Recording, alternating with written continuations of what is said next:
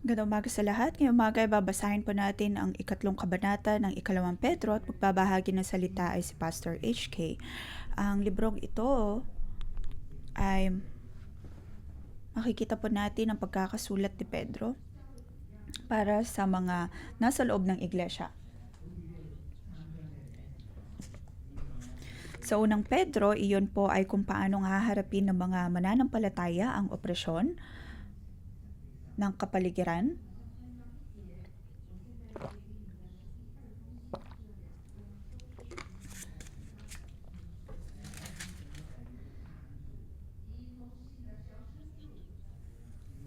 Ang unang letra o kaya liham ay para sa mga mananampalataya na humaharap ng mga opresyon.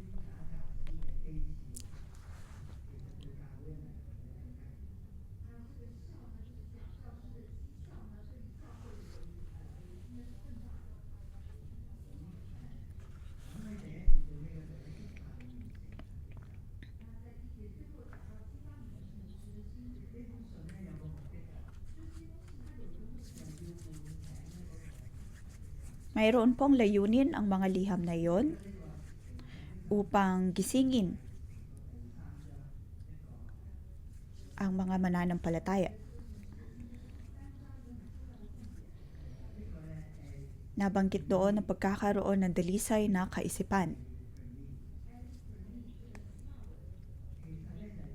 Mayroon pong tinatawag na elekkrini sa salitang Griego na pareho pong ibig sabihin nito sa liwanag na nagbumula sa araw. Halimbawa, kung sinasabi po natin ang salitang halo,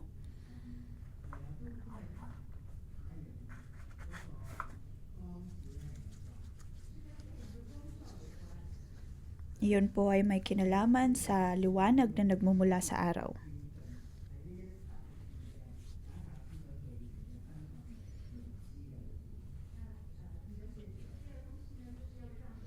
Kaya sinulat po ni Pedro ang ikalawang liham para po bigyang liwanag ang iglesia upang sila ay magising.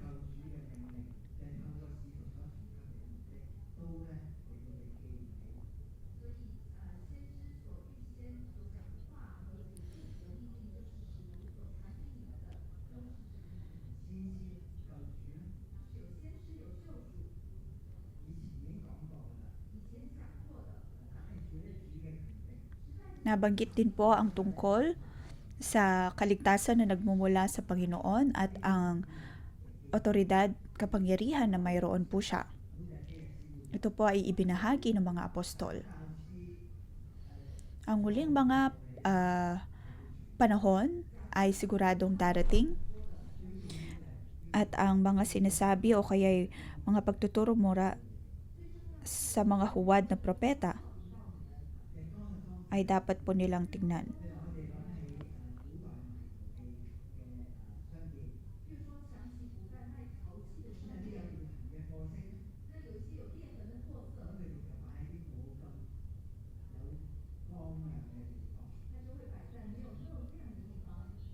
Halimbawa, sa mga unang panahon ay meron pong mga shops na nagtitinda ng mga ceramics. At kung hindi man po yun bago, may mga bahagi ito na may mga tapyas at hindi po ito magiging maganda sa ating paningin.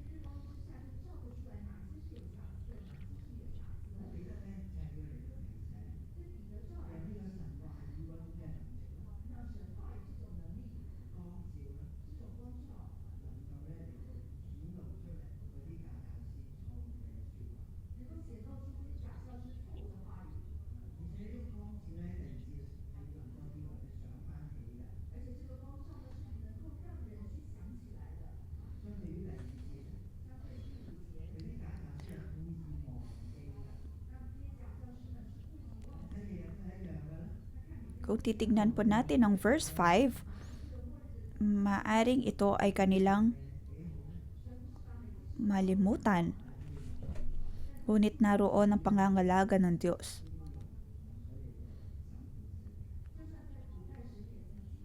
Kahit po sa mga naunang panahon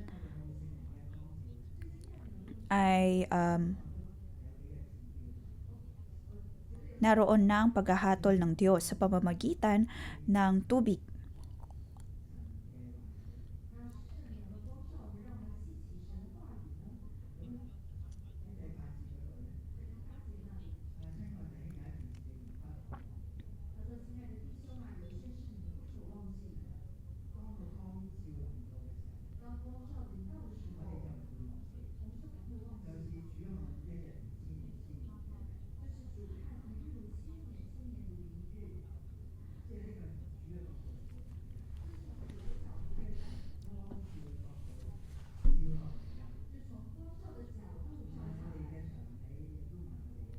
Ang pananaw ng Diyos ay katulad po ng liwanag na nagmumula sa araw. Hindi po ito ayon sa ating assumption dahil kailangan po natin ng banal na spirito sa atin upang atin pong maunawaan ang kalooban ng Diyos.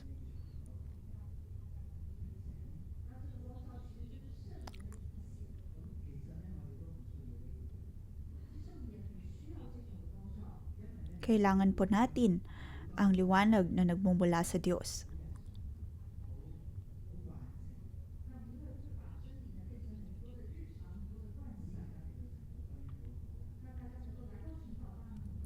Mahalaga po na tayo ay maliwanagan sa pamamagitan ng salita ng Diyos kung kaya naman meron tayong pang-umagang debosyon.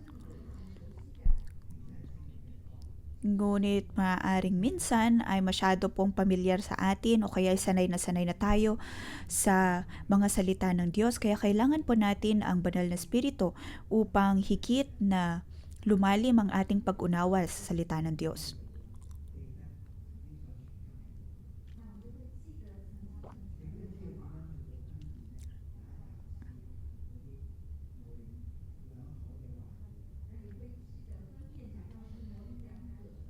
At nang maliwanagan din po tayo kung ano ang mga huwad na pagtuturo sa hindi.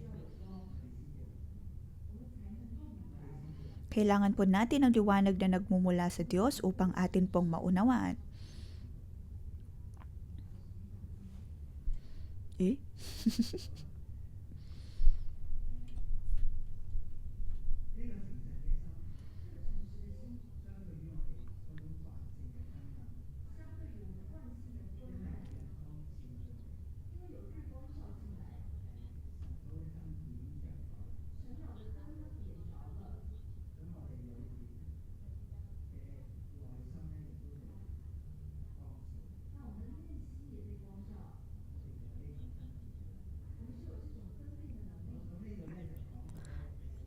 Tayo po ay binibigyang liwanag ng banal na spirito.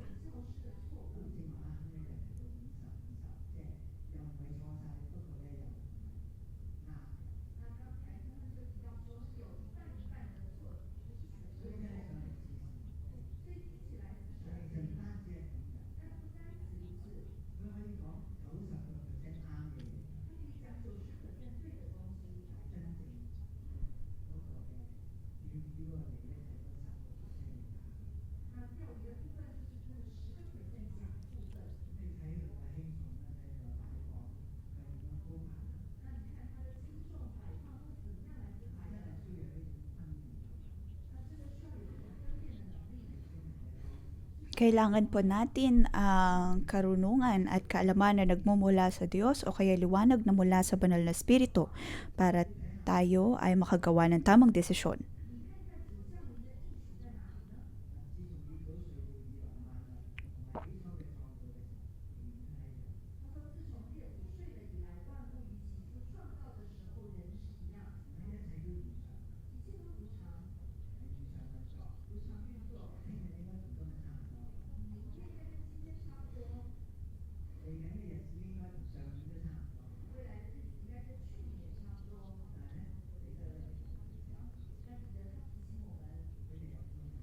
Dito pinapaalalahanan po tayo ni Pedro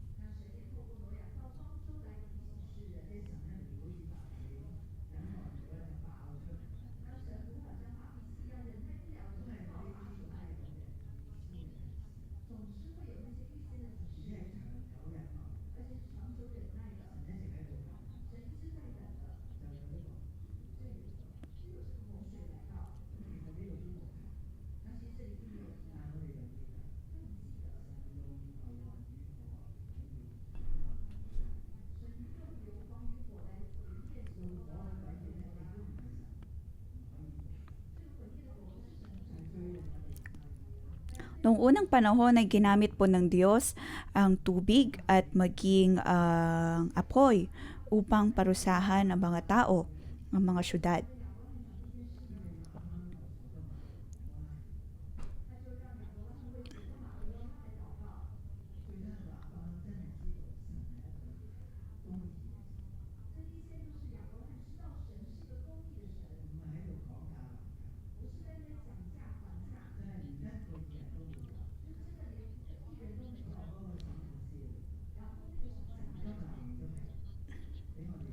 Nais ng Panginoon na ipaalam maging kay Abraham na dapat silang maging makatuwiran at magkaroon ng sigasig, sinasabi sa mga mananampalataya na magkaging masigasig sa pagsunod ng kalooban ng Diyos.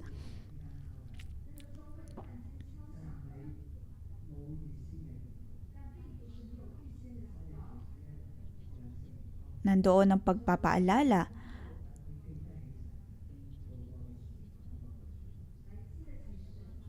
na tulungan po tayo ng banal na Espiritu na mamuhay sa katotohanan sa liwanag ng kanyang mga salita. Ang Diyos ay napakabuting Diyos na laging tumutulong, laging nagpapatawad sa atin.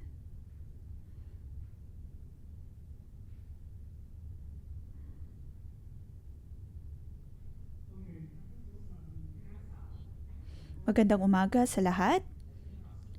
Maraming salamat Pastor HK sa iyong pagbabahagi.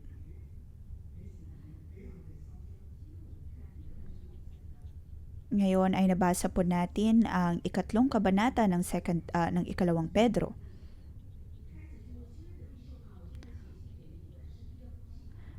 Dito sinabi po niya sa verse 1, mga minamahal, pangalawang sulat ko na ito sa inyo. Sa mga sulat ko, sinikap kong gisingin ang kaisipan nyo sa kabutihan sa pamamagitan ng pagpapaalala sa inyo ng ilang bagay. Nais kong ipaalala sa inyo mga salita ng mga propeta ng Diyos noong una at ang utos na ibinigay sa inyo ng ating Panginoon at tagapagligtas sa pamamagitan ng mga apostol na isinugo sa inyo.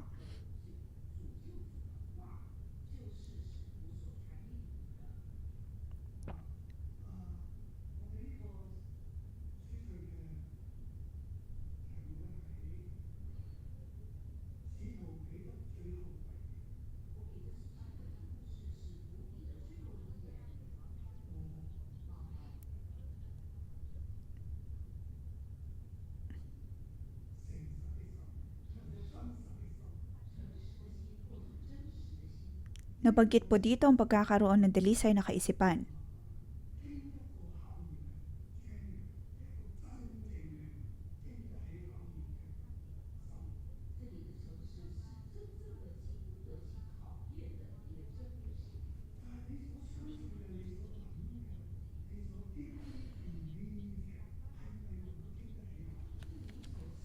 Pure minds, sa original na teksto ay pagkilala sa Diyos. Dito ay ginamit po ang wholesome thinking o ang kaisipan sa kabutihan.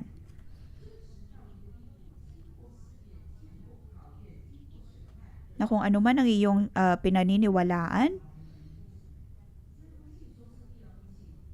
kaya mong pagtagumpayan ang anumang mga pagsubok, mga suliranin.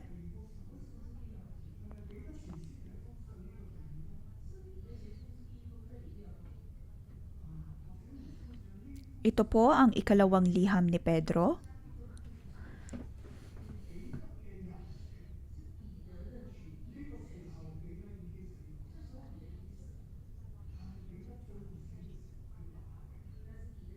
Para po sa ilang mga Bible scholar, hindi po mismong si Pedro ang sumulat ng ikalawang Pedro.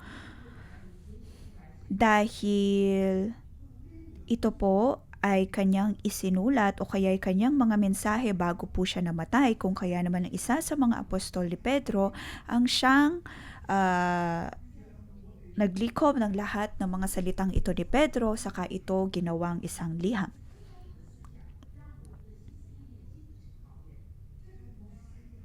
Sabi niya dito, sinikap kong gisingin ang kaisipan niyo sa kabutihan sa pamamagitan ng pagpapaalala sa inyo ng ilang bagay.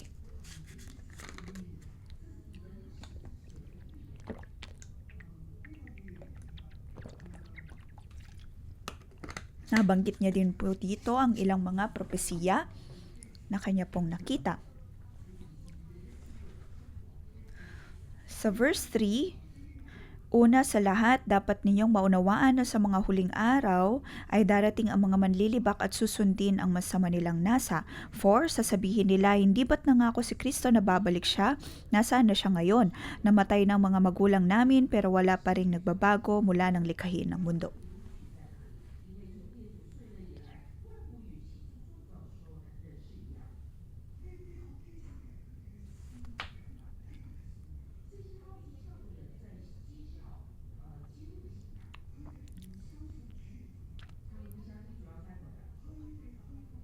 May mga nangungutya pagdating sa pananampalataya at sinasabi na hindi na muling babalik si Hesus Kristo.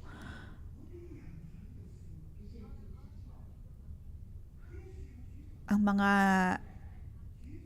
hindi mananampalataya ay tinatawanan ang sinasabi ng mga Kristiyano na babalik muli ang Panginoong Hesus. Ngunit lagi nilang sinasabi, nasan na ang babalik na Panginoon na ito?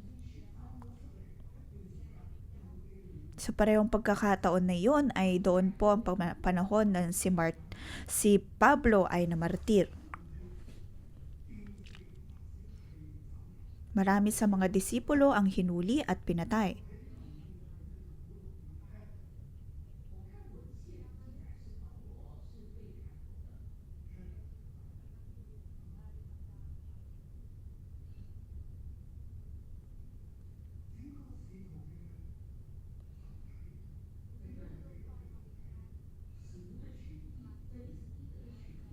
Ang grupo ng mga apostol na ito ay grupo din po ni Pedro.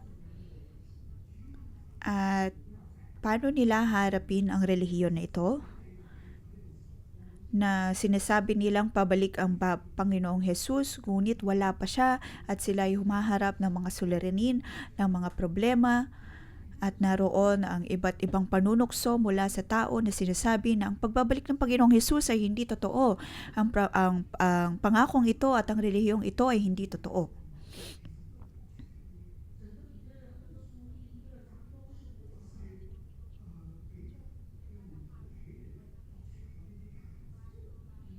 Second Peter 1 at 2, ganito po ang mga itinuturo, ganito ang tema ng mga liham ni Pedro.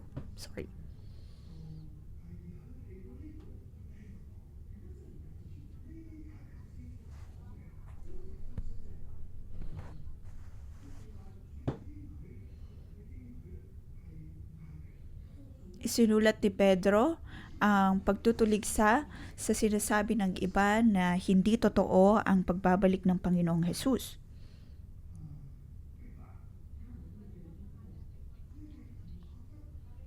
Ngunit ang mga mananampalataya ay talagang humaharap ng mga akusasyon at ayaw na nilang panghawakan ang propesiya na babalik nga ang Panginoong Hesus.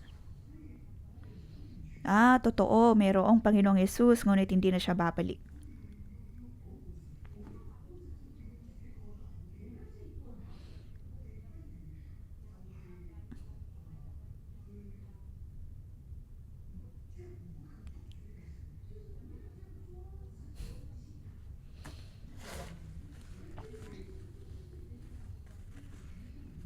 Kaya naman naroon ang ilang mga sinubukang sumunod, ngunit dahil sa relihiyon o kaya dahil hindi pa nakikita ang pagdating ng Panginoong Yesus, ay patuloy na tinatawanan at iniiwan ang relihiyon ni Pablo, ang kanilang paniniwala.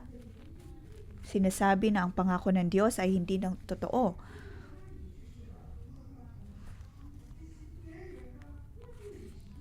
Sabi dito sa verse 4, sasabihin nila, hindi ba't nangako si Kristo na babalik siya, nasaan na siya ngayon? Namatay na ang mga magulang namin pero wala pa ring pagbabago mula ng likhain ng mundo.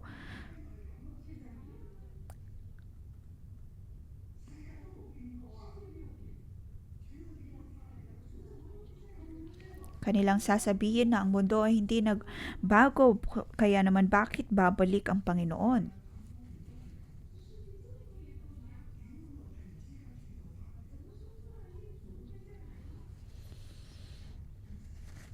Bakit biglang babalik muli ang Panginoong Hesus? Bakit sa tingin nila ay muling babalik ang Panginoong Hesus?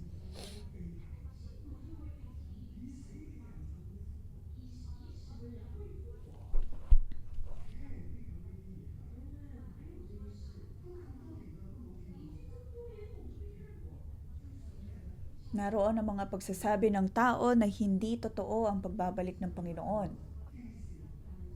Kaya naman bakit pa nila pangahawakan ang prinsipyong ito kung kaya naman sila ay tinutukso, tinatawanan, kinukutya, ngunit narito si Pedro sa kanyang huling mga panahon, huling pagkakataon ng kanyang buhay ay ibinahagi ang propesiyang ito.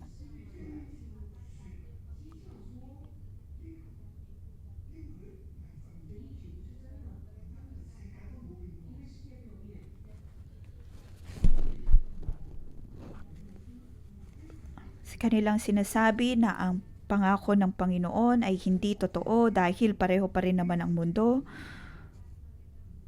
Ito ay nakikita ng propesiya ni Pedro, kaya naman ibinahagi po niya sa kabanatang ito.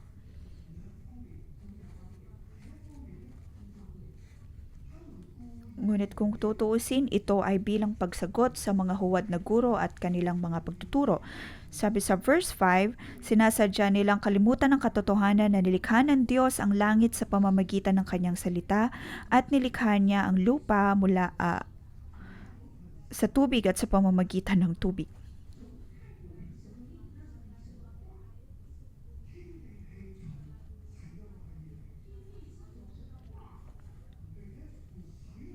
Kanya pong sinabi na ang langit at ang lupa ay mula mismo sa salita ng Diyos.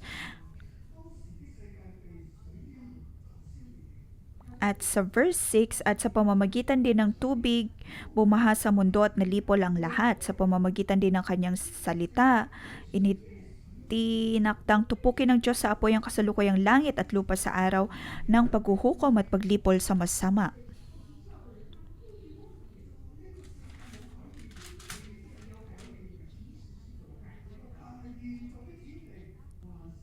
Laging sinasabi ng mga nangungutya na walang nagbago sa mundo, ngunit kung tutuusin ay naroon ang pagbabagong dinala ng mundo dahil sa tubig, lupa at maging apoy.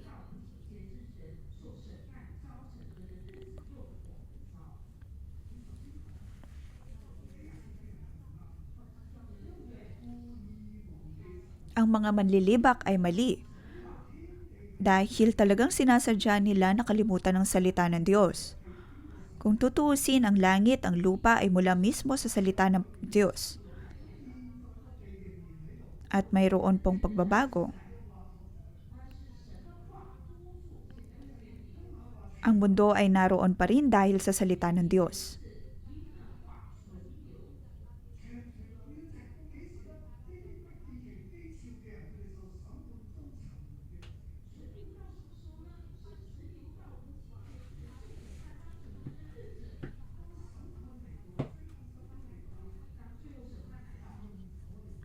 Kaya naman po sa araw ng paghuhukom, naroon ang apoy.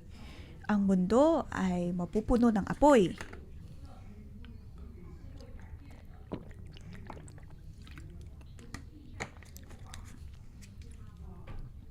Ang mundong ito ay hindi panghabang buhay dahil kahit sa pamamagitan lamang ng salita ng Diyos ay marami pong maaaring magbago. Sa verse 8, ngunit huwag sana ninyong kakalimutan, mga minamahal na sa Panginoon, walang pinagkaibang isang araw sa 1,000 taon, para sa kanya mga ito ay pareho lang. 9, hindi nagpapabaya ang Panginoon sa pagtupad sa pangako niya gaya ng inaakala ng ilan. Ang totoo, binibigyan lang niya ng pagkakataong magsisi ang lahat sa mga kasalanan nila dahil ayaw niyang mapahamak ang sinuman.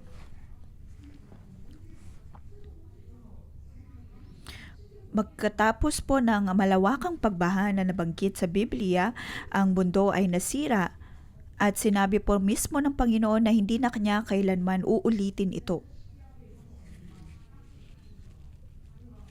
Ngunit ang mundong ito ay dapat po na humarap sa araw ng paghuhukom ng Diyos, ngunit maaring hindi pa ito dumarating.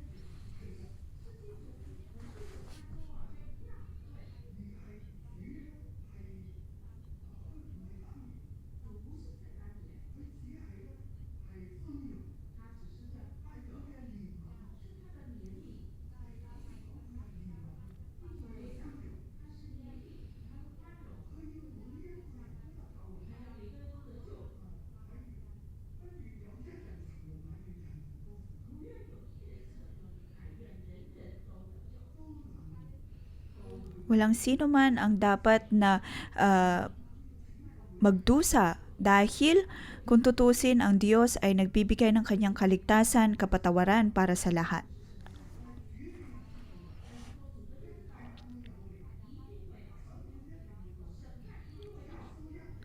Paniguradong darating ang araw ng paghuhukom at ang muling pagbabalik ng Panginoon. Siya ay paniguradong babalik.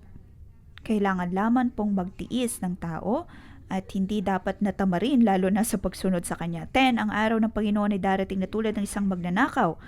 Sa araw na iyon, biglang mawawala ang kalangitan na may nakakapangilabot na ugong, masusunog ang lupa at mawawala ang lahat ng nasa lupa. Mm. Ito po ang huling mga salita ni Pedro. Totoo na ang Panginoong Hesus ay muling babalik, totoo na darating ang araw ng paghuhukom. Ang Diyos ay puno ng habag, kaya naman narito si Pedro na pinapalakas ang mga Kristiyano at ang mga taong naniniwala sa Panginoon na dapat silang maging banal. Magkaroon sila ng dalisay na kaisipan upang mapagtagumpayan ang bawat pagsubok sa huling panahon. Dahil ito ang ating paraan ng paghihintay para po sa muling pagbabalik ng Diyos.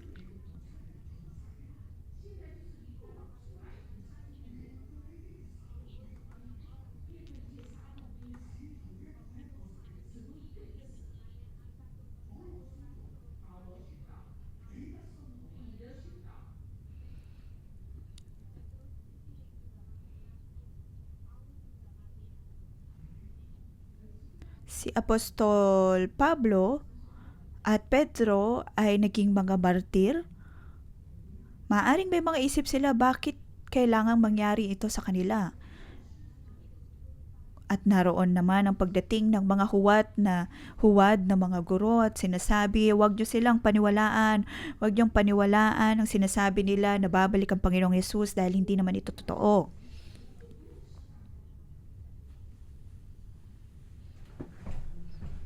At sinasabi na huwag paniwalaan ang sinasabi nila pagdating sa lupa, tubig, apoy.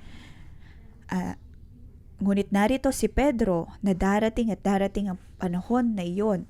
Darating ang Panginoong Hesus, darating ang paghuhukom, ngunit ngayon kailangan munang magtiis.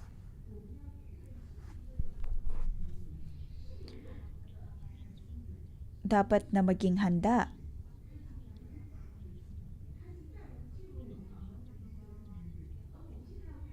Dapat na maging handa. Lalo na sa buhay na walang hanggan na ipinagkakaloob ng Diyos. Huwag po tayong matisod dahil sa mga pagsubok o kaya pagsubok, panunukso na ating hinaharap sa panahon ngayon.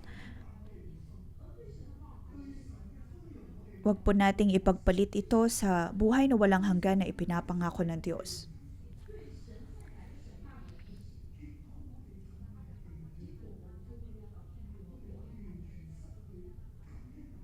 Kung iwawalang hala po natin ang salita ng Diyos, ang kanyang konsepto, ang pagiging Kristiyano, ang katotohanan ng kanyang muling pagbabalik at ng paghuhukom, tayo din po ay matitisod. Ngunit sa huling mga panahon, humaharap po tayo ng mga pagsubok sa panahon po ngayon. Ngunit mayroon lamang pong dalawang desisyon na maaari po natin gawin.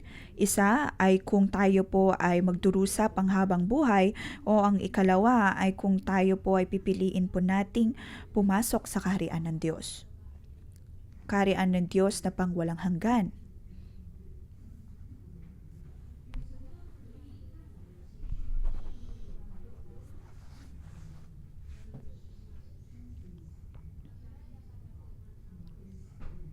Tanging pananampalataya sa Diyos at ang panghahawakan natin ng salita ng Diyos ang magdadala po sa atin sa buhay na walang hanggan. Paniwalaan na siya ay puno ng habag at biyaya dahil paniguradong siya din naman ay babalik. Hindi po dapat tayo tamarin sa pagpupursigi lalo na sa kalooban ng Diyos. Napakarami pong mga tao ang hindi makarating sa kaharian ng Diyos, ngunit naroon pa rin ang Diyos na naghihintay, kaya naman dapat po tayong magtiis, dapat tayong magpursigi, magpatuloy tayo sa ating paglilingkod sa Diyos, upang ang atin pong buhay ay patuloy na lumago. Sunod na bahagi, verse 11 hanggang sa huling bersikulo ng kabanatang ito. 11. Kung ganito ang magiging kahihinatnan ng lahat, dapat kayong mamuhay ng banal at makadiyos. 12. Habang hinihintay nyo ang araw ng pagdating ng Diyos at ginagawang makakayanan nyo para mapadali ang pagdating niya. Sa araw na ito, masusunog ang langit sa apoy at matutunaw ang lahat ng nasa lupa at sa tindi ng init. Ngunit ayon sa pangako niya, may maasahan din tayong bagong langit at lupa na paghaharian ng katarungan.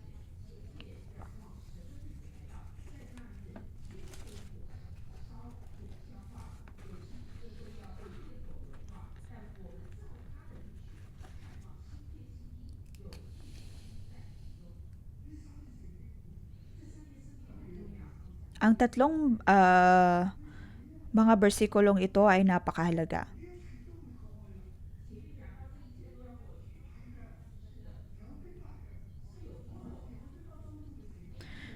Verse 12, oo, may mga pagtutukso, mga persekusyon, ngunit kung tatakbuhan po natin ang lahat ng mga ito,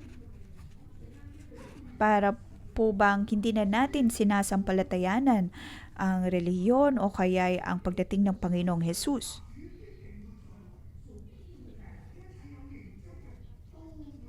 Ngunit alam po natin na ang Diyos ay muling babalik. Ang Panginoong Hesus ay muling babalik at ang lahat ay maaari pong matunaw dahil sa apoy na kanya pong ipapadala, at yun na din ang katapusan ng bawat kasalanan, ng bawat kasamaan. Sa huling mga salita ni Pedro, ito ang kanyang sinasabi at kanyang pakiusap sa mga Kristiyano. Nawag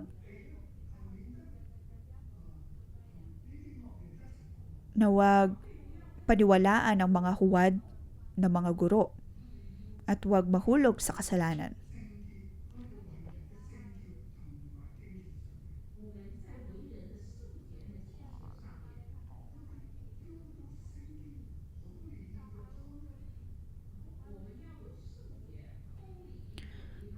Dito, pinapaalalahanan din po tayo ni Pablo na maging banal at magkaroon din ng kabutihang loob. Magkaroon ng pagiging makadiyos. Dahil matapos na matanggap ang salita na mula sa Panginoon, ang buhay na dapat mayroon po tayo, ang ating paraan ng pamumuhay.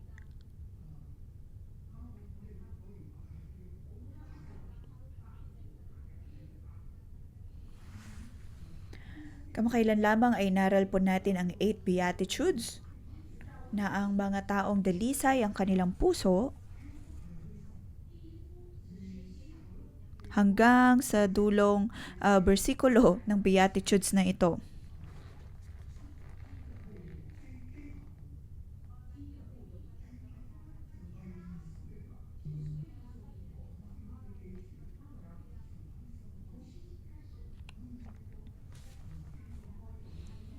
Ang lahat ay nagsisimula sa pagkakaroon ng dalisay na puso.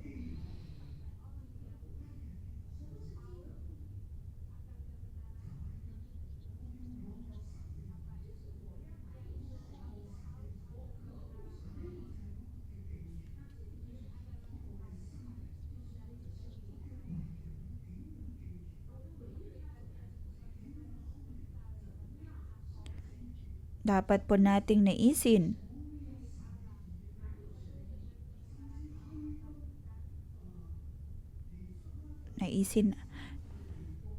dapat po nating naisin na mamuhay ayon sa kalooban ng Diyos.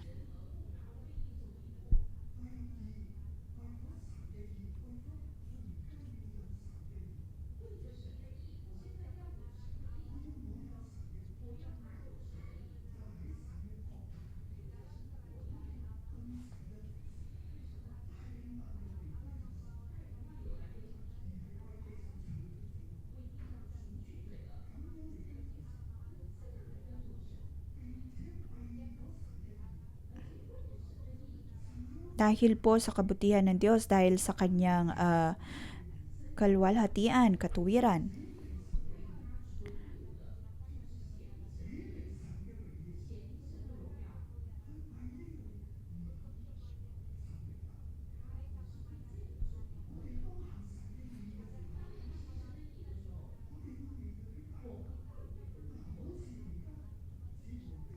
Maaring sa buhay ay haharap po tayo ng mga akusasyon, ng mga pagsubok, ng mga panunukso katulad po ng sinasabi ni Pedro sa propesiyang ito. Ngunit kung ikaw ay tunay na mananampalataya, kailangan mo talagang harapin ang mga pagsubok na ito. At ang puso mo ba ay tunay na dalisay, tunay na totoo? Maaring ikaw ay tatawanan o kaya ay akusahan ka.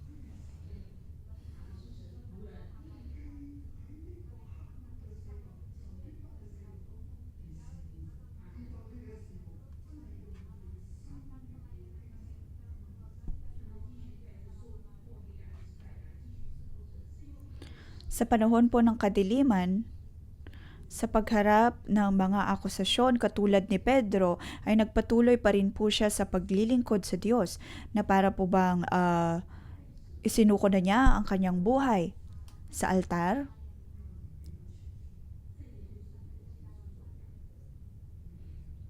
At ito po din ang sinasabi ng Diyos sa kanyang mga salita. Tayo po ang pinili ng Diyos upang maging mga maharlikang pari, maging banal na bayan.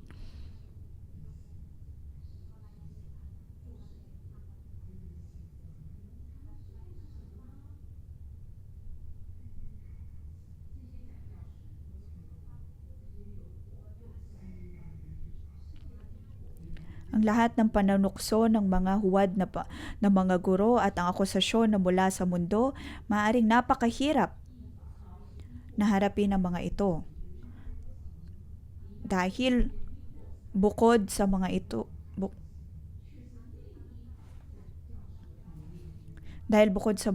ay mayroon pang mga pagpatay, banta sa kanilang buhay.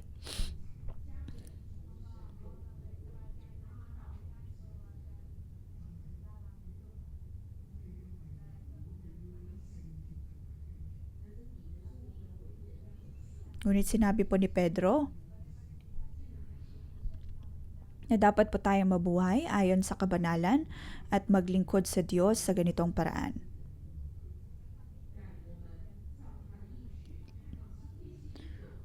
Verse 13, ngunit ayon sa pangako niya ay mamamasahan din tayong bagong langit at lupa na paghaharian ng katarungan.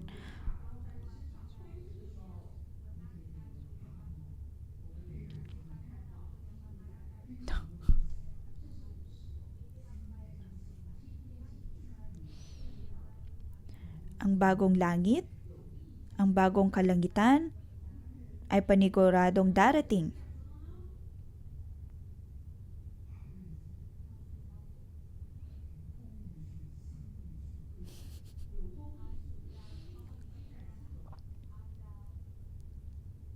Kung babalikan po natin ang Hardin ng Eden, naroon ang Tree of Life at Tree of Knowledge of Good and Evil. Sa Isaiah 61 verse 3,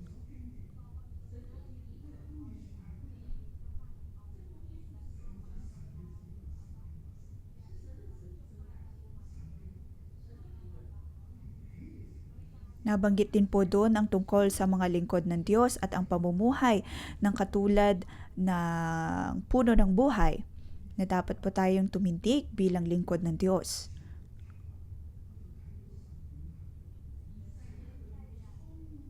Si Isaiah sa 700 BC, kanya na pong nakita ang kalwalhatian ng Diyos.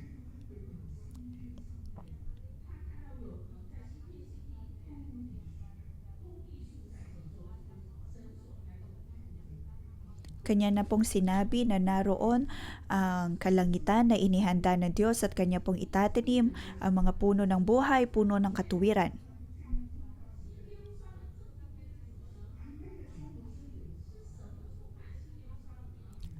At sa gitna po ng bagong langit at bagong lupa na ito, iyon ay mapupuno ng mga puno ng buhay.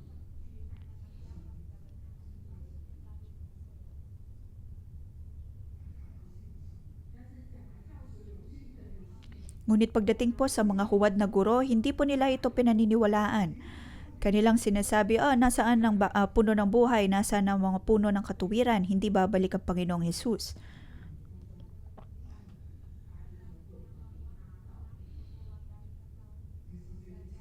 Ito ay dahil ang nais nila ay tanggalin po tayo mula sa katuwiran. At sa verse 14, kaya nga may minamahal, habang inaasahan nyo ang bagay nito, pagsikapan ninyong mamuhay ng mapayapa, malinis at walang kapintasan sa paningin niya.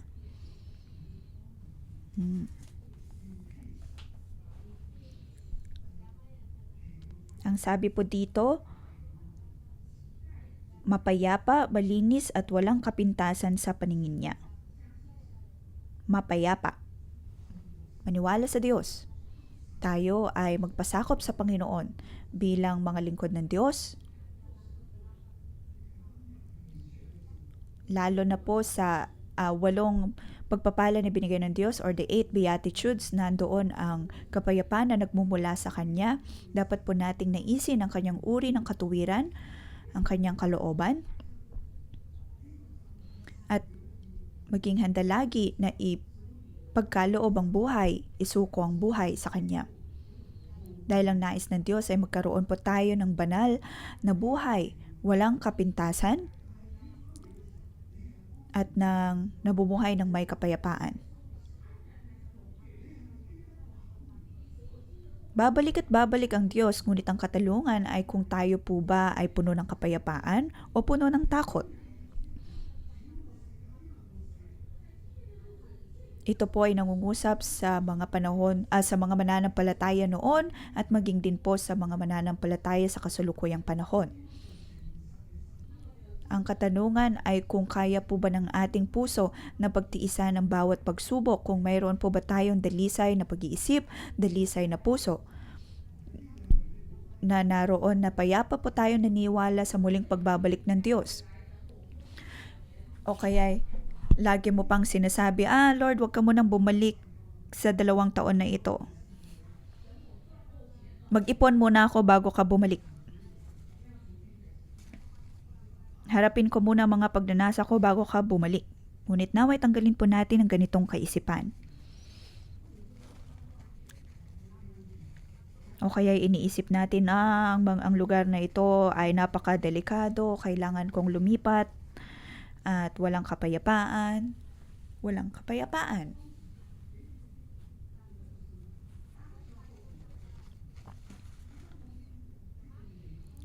At sa mga panahon po na yon, katulad ni Pedro, hindi naman po niya sinabi na, lumipat kayo, umalis na kayo.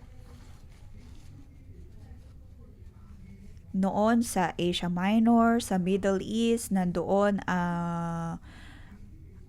na gusto silang patayin ng mga hari, at di naman po niya sinabi na lumipat tayo sa ibang lugar, lumipat tayo sa isla para walang makahanap sa atin, o kaya pumunta tayo sa China. Maaring sa mga panahon na yon, hindi po nila lamang tungkol sa China, maraming paraan upang takasan ang mga pagsubok ng mga mananampalataya noon, ngunit hindi po ito sinabi ni Pedro.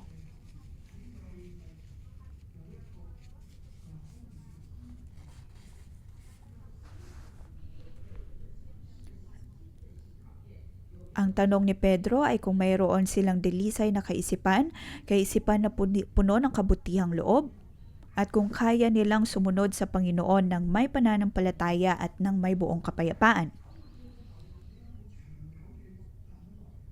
Kung kaya nilang maghintay sa Diyos ng mapayapa, malinis at walang kapintasan.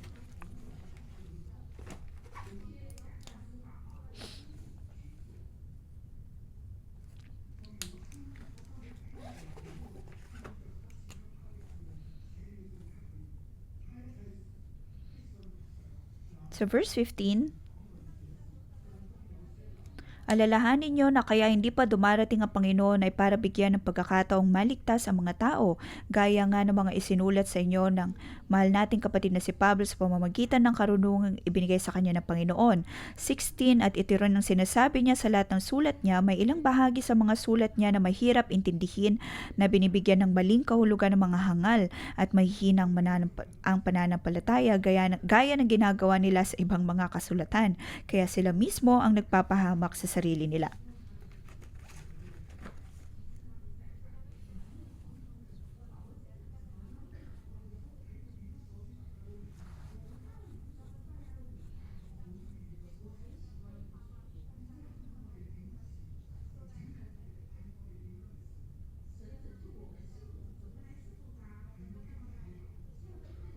Gustong-gusto po natin ang libro ng Efeso. Ito ay isinulat ni Pablo, ngunit ito ay kanyang isinulat kahit sa gitna po ng mga pagsubok.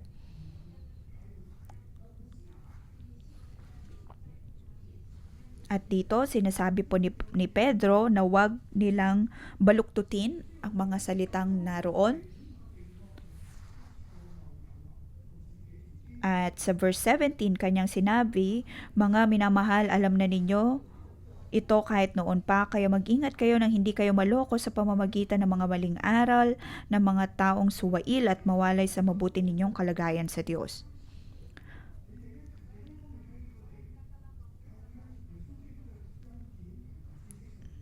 Verse 18, sa halip lumago kayo sa biyaya ng Diyos at sa pagkilala sa ating Panginoon at tagapagligtas na si Jesucristo, purihin siya ngayon at magpakailanman. Amen. Ang Panginoong Yesus ay ang atin pong tagapagligtas. Binigyan niya tayo ng habag at biyaya. Anong biyaya ang kanya pong ibinigay? Dati tayo po ay nabubuhay sa kadiliman, naghihintay ng kamatayan. Katulad po ngayon, ang mga grupo ng mga mananampalataya na humaharap ng mga akusasyon sa kadiliman, ngunit naroon ang habag at biyaya ng Panginoon.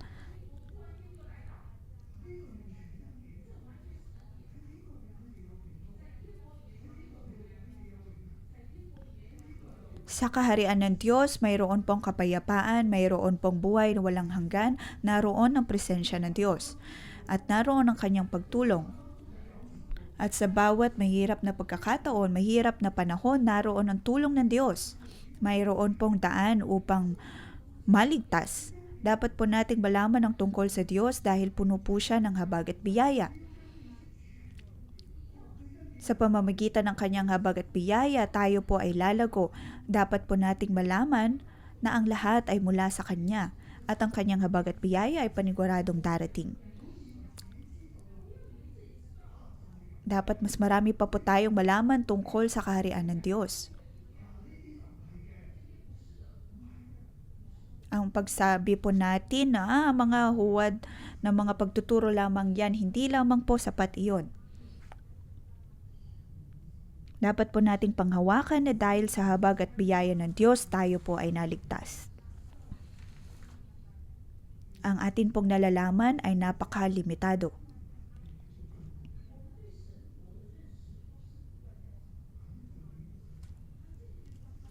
Ang kaligtasan ng Diyos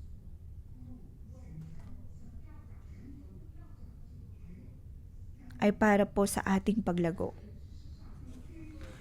Dapat po tayong lumago sa atin pong pagkilala sa Diyos. Lumago sa biyaya ng Diyos at sa pagkilala sa Kanya at nang makita niya na tayong naghihintay ng mapayapa.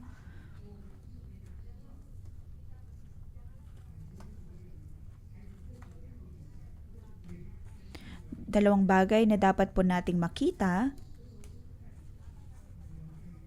Dapat po tayong maging matatag kahit sa mga huling panahon at patuloy po tayong lumago.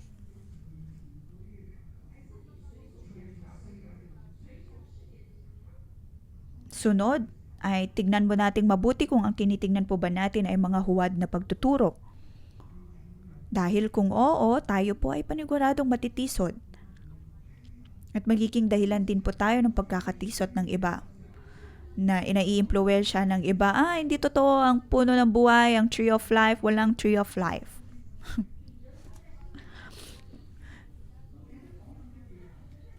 Ngunit narito si Pedro na kanyang sinasabi na ang kaharian ng Diyos, ang katuwiran na nagmumula sa Diyos ay maitatanim kahit sa bagong langit at bagong lupa na kanya pong itatatag.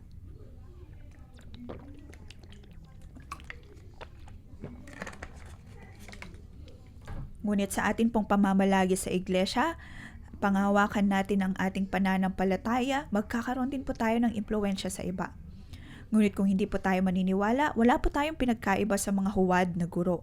Magkakaroon din po ito ng epekto sa iba.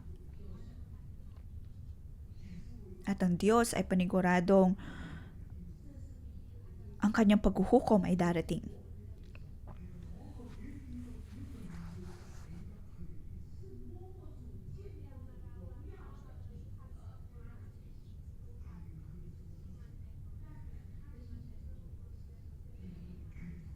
Naway ang kumpiyansa at pananampalataya na mayroon si Pedro ay matanggap din po natin upang makalakad po tayo sa kanyang kalooban ng may katatagan at pananampalataya. Panginoon, tulungan mo kami na ang amin pong kumpiyansa, pananampalataya ay patuloy na lumago at ng amin pong may pagkalob ang aming mong buhay sa iyo. Panginoon, ang aming buhay nawa ay maging matatag.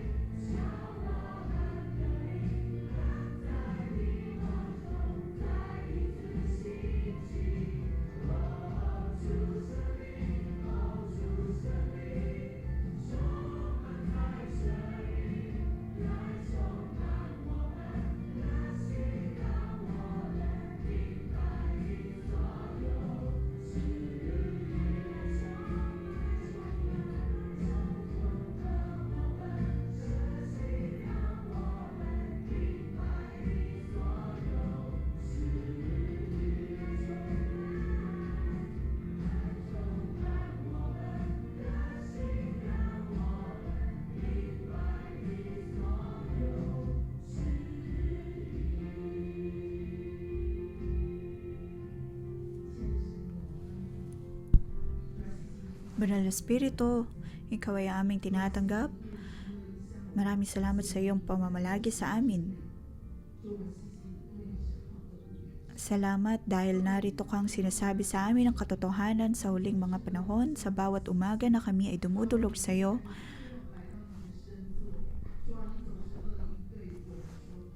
iyong ipinapakita ang iyong sarili sa amin. Ikaw ay aming malugod na tinatanggap. Ngayong umaga, sabi po dito, mga minamahal, pangalawang sulat ko na ito sa inyo. Sa mga sulat ko, sinikap kong gisingin ang kaisipan niyo sa kabutihan sa pamamagitan ng pagpapaalala sa inyong ilang bagay. Ang kaisipan sa kabutihan o kaya dalisay na kaisipan ay dapat po nating panghawakan. Ngayon, atin pong ipikit ang ating mga mata. Maaari po tayong umupo. Banal na Espiritu, naway magliwanag ka sa amin pong mga buhay. Diyos amang nasa langit,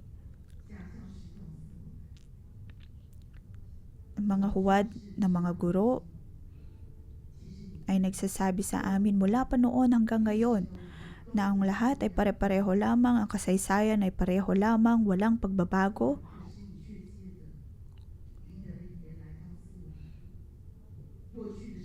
Ngunit sa pamamagitan ni Pedro, Panginoon, iyong sinasabi sa amin na sa mga huling araw, iyong hahatulan ang mundong ito sa pamamagitan ng tubig. At iyon din pong hahatulan ang mundong ito sa pamamagitan ng apoy at ang lahat ay maaaring mawala.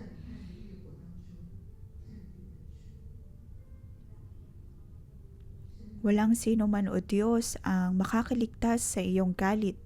Ngunit Banal na Espiritu, magliwanag ka sa amin. Diyos amang nasa langit, amin po bang paniniwalaan ang paghuhukom na ito? Amin po bang pinaniniwalaan ang iyong mga salita?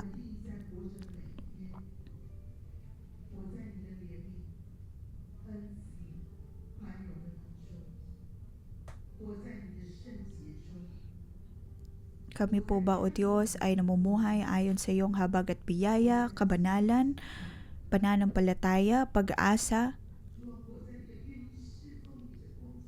Sa mga panahon na ito na napakahirap ng buhay, ako po ba ay handa na paglingkuran ka?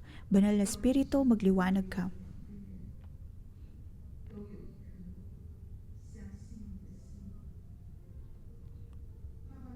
Bigyan mo kami, O Diyos, ng puso na naniniwala sa iyo. Na sa kabila ng mga huwad na pagtuturo na ito, makamundong pag-iisip,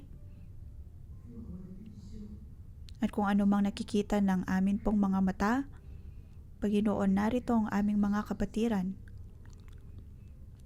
Kami po ba, O Diyos, ay mayroong kaisipan na puno ng kabutihan o kaya dalisay na kaisipan? Mayroon po ba kaming dalisay na mga puso na kayang maging matatag kahit sa panahon ng kagipitan? Diyos amang nasa langit,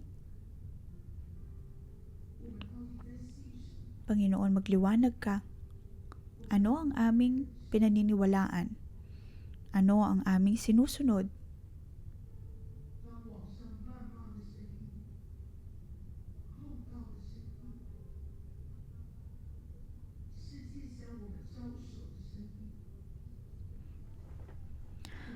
Sa harap ng mga manlilibak na ito ng mga taong nagbibigay akusasyon, lahat ng mga baluktot na kaisipan, baluktot na ingay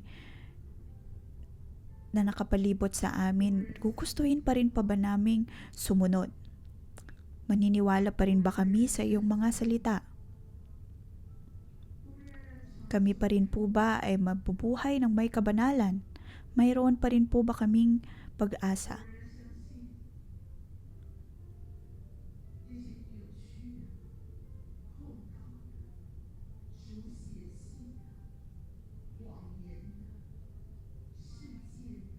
O naniniwala kami sa mga akusasyon, sa mga kaisipan na nasa mundo, konseptong ipinapakita ng mundo, kabaluktutan?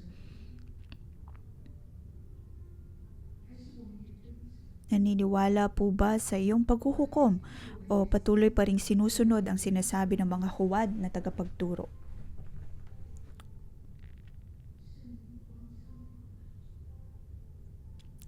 Banal na Espiritu, naway magliwanag ka.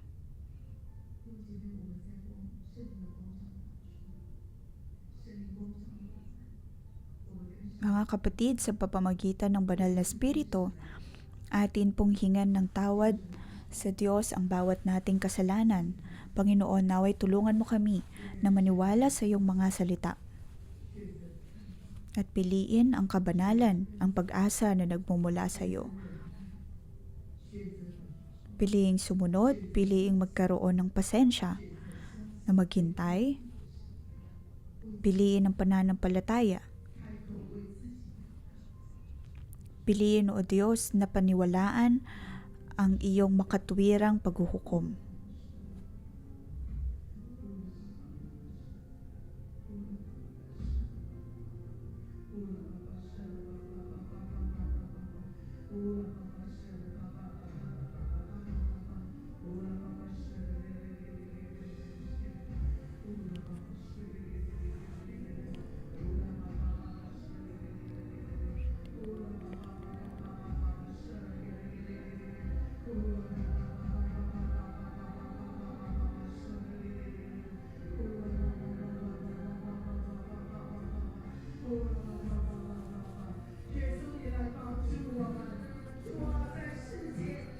Panginoong Yesus, naway tulungan mo kami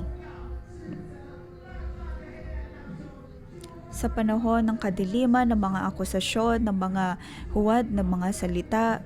Tulungan mo kami, O Diyos, na maging matatag, magkaroon kami ng dalisay na puso upang mapagtagumpayan po namin ang bawat pagsubok. Hindi kami matisod, hindi kami matukso,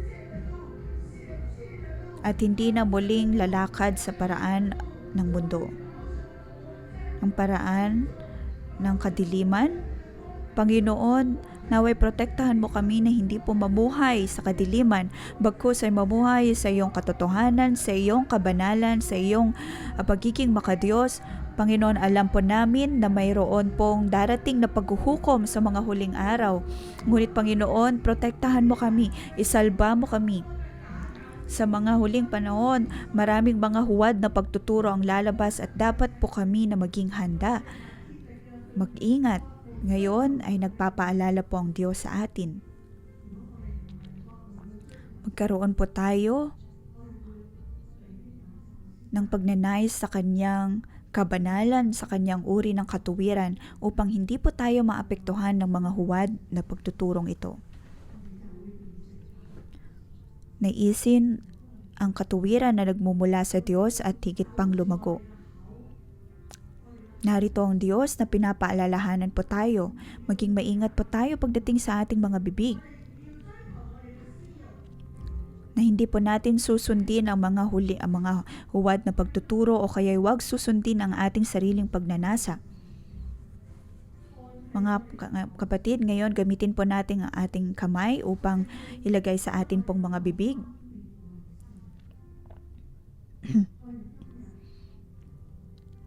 Dapat na malinis ang atin pong mga bibig.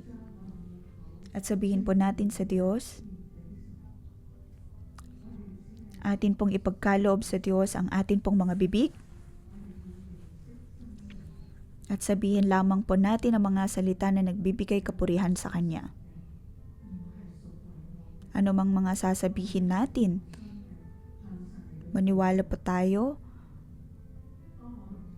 sa Diyos at hindi manatili sa kadiliman o kaya sa pagkakasala.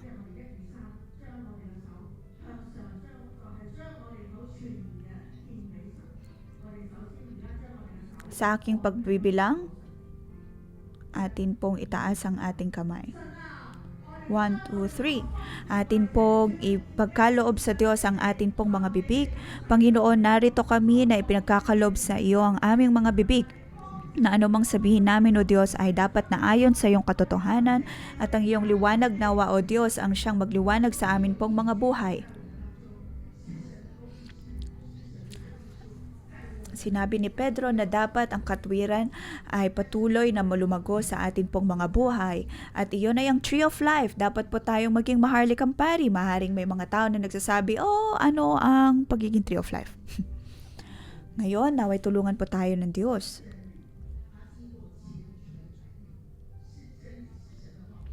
Na ang katotohanan ng Diyos, katuwiran ng Diyos, ang patuloy na magliwanag sa atin pong buhay at tayo po ay magiging matikas sa pagtindig.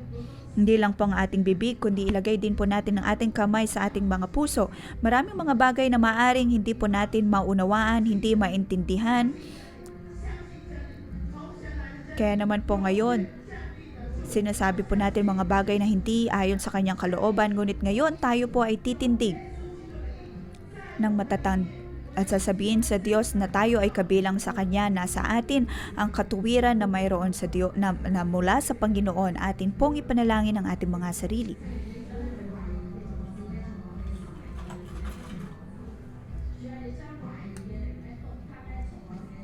Banal na Espiritu, naway tanggalin mo ang bawat pagdududa sa amin pong mga puso. Lahat ng mga pagtuturo mula sa mga huwad na guro ay iyong tanggalin. Tanggalin mo, O Diyos, sa amin pong kaisipan, sa amin pong mga alaala. Tanggalin, O Diyos, sa amin pong mga puso. At iyong itanim, O Diyos, ang iyong salita, ang iyong puno ng buhay sa aming puso, sa aming isip, sa aming kaluluwa. Panginoon, maraming salamat. Mga kapatid, tayo po ay tumayo.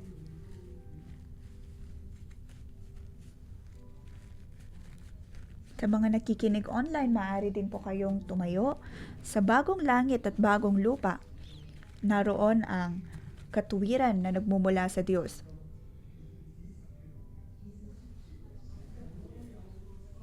Ito po ay tungkol sa mga lingkod ng Panginoon. Ang atin pong mga puso ay kakayaning pagtiisan kahit ang mga pagsubok.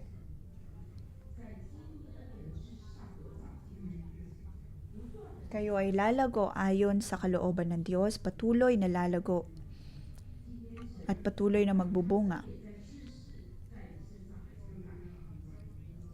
Ngayon, ang nais ng Diyos ay ang lumago kayo sa biyaya at sa pagkilala sa Kanya, upang kayo ay maging banal, maging makamadiyos. Tunay na pinagpala ang mga taong nagnanais ng Kanyang katuwiran dahil sila ay mapupuno.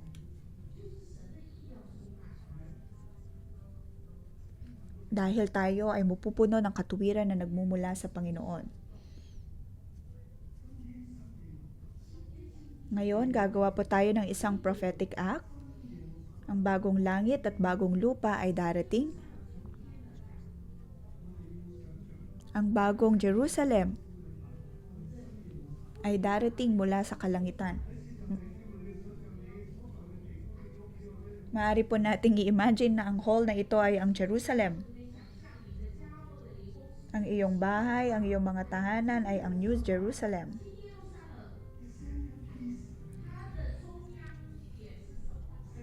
At ano ang nasa gitna ng Jerusalem na ito? Tinatawag nating centerpiece.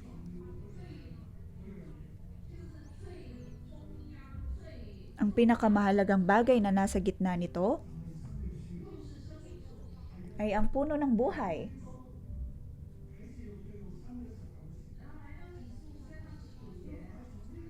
At ayon po sa libro ng mga pahayag, chapter 19,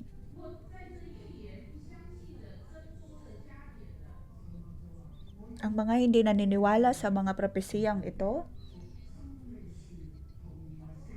nagdadagdag o kaya nagbabawas sa salita ng Diyos, ay Kanya pong tatanggalin sa libro ng buhay.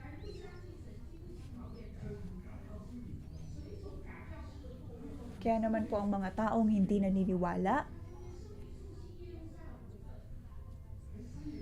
hindi po sila magiging kabahagi ng bagong Jerusalem o kaya ng bagong langit at bagong lupa na itatatag ng Diyos.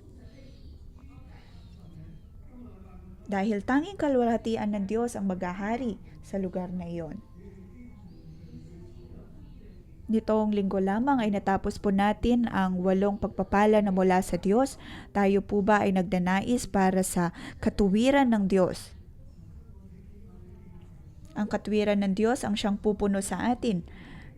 Ngayon, atin pong inimbitahan ang atin pong worship team na sa atin pagpupuri ay atin pong pinapasok ang kalwalhatian na nagmumula sa Panginoon.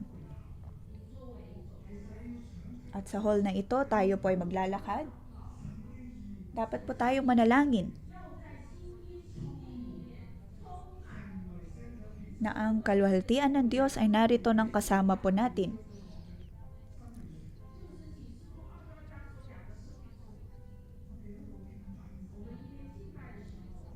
Sa atin pong pagpupuri sa Diyos, tayo po ay maglalakad sa hall na ito at sasabihin sa Kanya, Panginoon, akin pong isinusuko ang aking buhay sa iyo. Ang nais ko ay ang paglingkuran ka. Tayo po ay pumasok sa diwa ng banal na Espiritu. Maniwala po sa ating mga panalangin at atin pong iproklama ang salita ng Diyos, ang Kanyang katotohanan na siya ay darating muli, ang bagong langit at ang bagong lupa ay paniguradong darating. Ang bagong Jerusalem ay darating.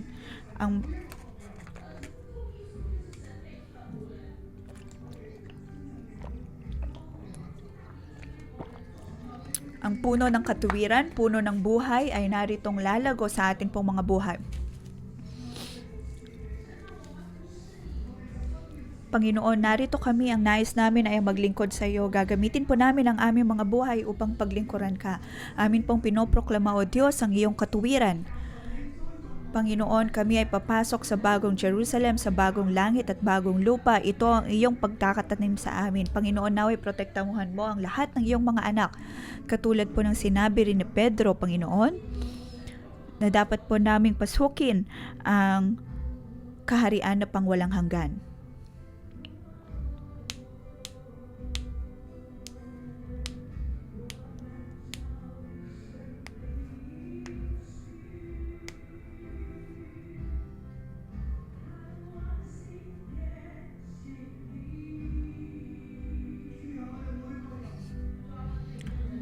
Panginoon, ang lahat po sa amin ay nagpapasalamat po sa iyo. Kami, O Diyos, ay magtitiis at magpupursigi sa kabila ng mga pagsubok, ng mga paghihirap. Kami ay mamubuhay sa bagong langit at bagong lupa, ang amin pong mga buhay, ang aming pamilya, ang aming sambayanan, ang aming syudad. Ang lahat, O Diyos, sa marketplace, ang aking mga kaibigan. Sila din po, O Diyos, ay maliligtas. Upang sila, O Diyos, ay makarating din sa kalangitan o kaya sa kaharian na iyong ipinapangakong pangwalang hanggan. Panginoon, kami ay magiging puno ng buhay na iyong itinatanim. Ang amin pong mga salita, ang iyong mga salita ay paniguradong mangyayari, may sasakatuparan. Hindi ng may katabaran, kundi ng may pagpupursiki. Ang iyong mga salita, O Diyos, ang siyang maghahari.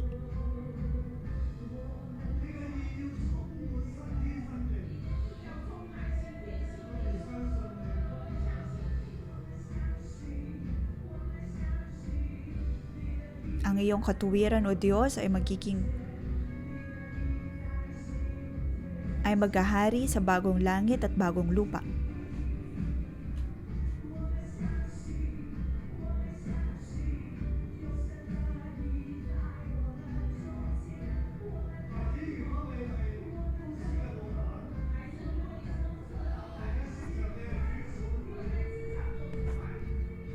Kung kayo po ay mga supervisor, CEO sa corporate job, iyong iproklama na ang kaharian, katwiran ng Diyos, ang siyang maghahari. Naway punuin ng Diyos ang iyong mga kumpanya. Ang mga syudad na atin pong kinibibilangan, naway punuin ng Diyos ang atin pong mga tahanan ng katuwiran. Punuin ng Diyos ang atin pong mga buhay ng katuwiran. Panginoon, kami ay handa. Panginoon, gamitin mo kami. Gamitin mo kami sa buhay na walang hanggan. Panginoon, itindig mo kami. Itayo mo kami. Pinupuri ka namin, O Diyos. Ikaw ay aming pinagpapala. Aking mga anak, itaas po natin ang ating mga kamay.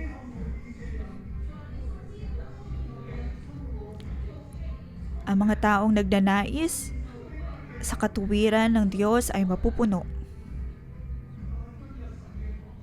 Ang mga humaharap ng mga persekusyon para sa katuwiran ay tatanggap ng kalwalatian. Panginoon, ang lahat po sa amin dito. Dapat po kaming maging mga lingkod mo.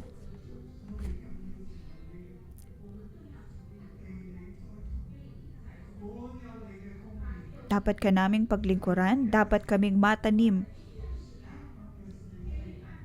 mapuno ng kalwalatian, lalo na sa mga panahon na ito ng kadiliman. Panginoon, kami ay naniniwala sa iyo, naniniwala na ikaw ay muling babalik, naniniwala na gagamitin mo ang amin pong mga buhay upang magbigay patotoo sa iyong kabutihan. Sa marketplace man, sa amin pong pamilya, sa iglesia, amin pong ipinagkakalob ang amin pong mga buhay sa iyo. Atin pong itaas ang ating mga kamay at sabihin sa Diyos, Panginoon, aking isinusuko ang buhay sa iyo. Naway ang iyong banal na Espiritu, O Diyos, ang pumuno sa amin upang malaman at makita po namin, O Diyos, ang iyong habag, biyaya at kaligtasan. Ito ang mga bagay, O Diyos, na magpapalakas sa amin upang kami ay makapagpatuloy sa aming lakad pananampalataya upang lumago sa aming pagkilala sa iyo. Makilala ka, O Diyos, at hindi kami titigil. Panginoon, ipakita mo sa amin